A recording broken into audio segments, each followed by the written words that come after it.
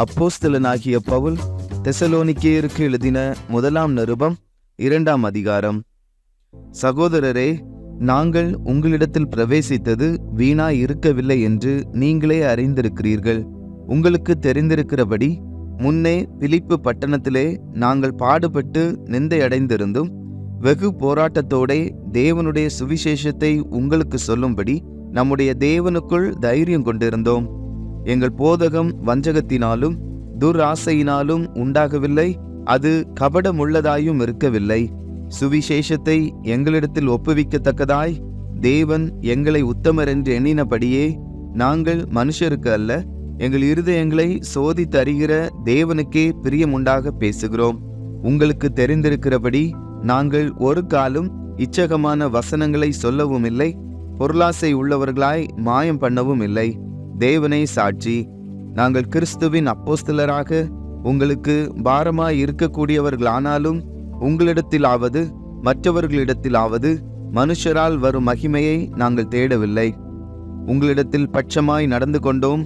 பால் கொடுக்கிற தாயானவள் தன் பிள்ளைகளை காப்பாற்றுகிறது போல நாங்கள் உங்கள் மேல் வாஞ்சையாயிருந்து தேவனுடைய சுவிசேஷத்தை உங்களுக்கு கொடுத்ததும் அல்லாமல், நீங்கள் எங்களுக்கு பிரியமானவர்கள் ஆனபடியினாலே எங்கள் ஜீவனையும் உங்களுக்கு கொடுக்க மனதாயிருந்தோம். சகோதரரே, நாங்கள் பட்ட பிரயாசமும் வருத்தமும் உங்களுக்கு ஞாபகம் இருக்கும்.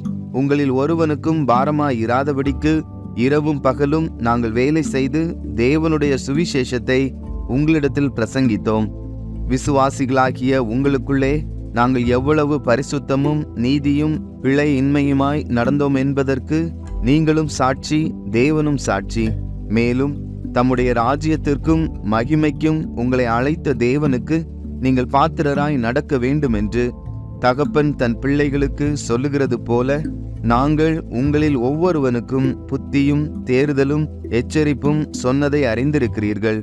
ஆகையால் நீங்கள் தேவ வசனத்தை எங்களாலே கேள்விப்பட்டு ஏற்றுக்கொண்ட போது அதை மனுஷர் வசனமாய் ஏற்றுக்கொள்ளாமல் தேவ வசனமாகவே ஏற்றுக்கொண்டதினாலே நாங்கள் இடைவிடாமல் தேவனுக்கு ஸ்தோத்திரம் செலுத்துகிறோம். அது மெய்யாகவே தேவ வசனம்தான். விசுவாசிக்கிற உங்களுக்குள்ளே அது பலனும் செய்கிறது. எப்படியெனில் சகோதரரே, யூதேயா தேசத்தில் கிறிஸ்து இயேசுவுக்குள்ளான தேவனுடைய சபைகளை நீங்கள் பின்பற்றினவர்களாக்கி அவர்கள் யூதராலே எப்படி பாடுபட்டார்களோ அப்படியே நீங்களும் உங்கள் சுய ஜனங்களாலே பாடுபட்டீர்கள்.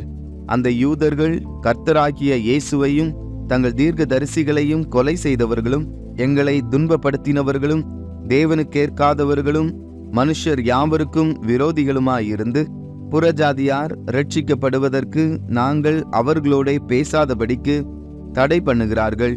இவ்விதமாய் எக்காலத்திலும் தங்கள் பாவங்களை நிறைவாக்குகிறார்கள்.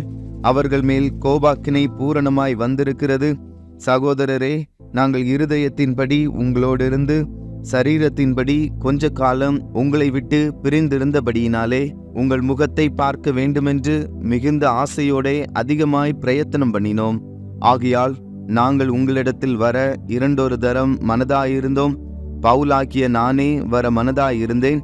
சாத்தானோ எங்களை தடை பண்ணினான். எங்களுக்கு நம்பிக்கையும் சந்தோஷமும் மகிழ்ச்சியின் கிரீடமுமாய் இருப்பவர்கள் யார்?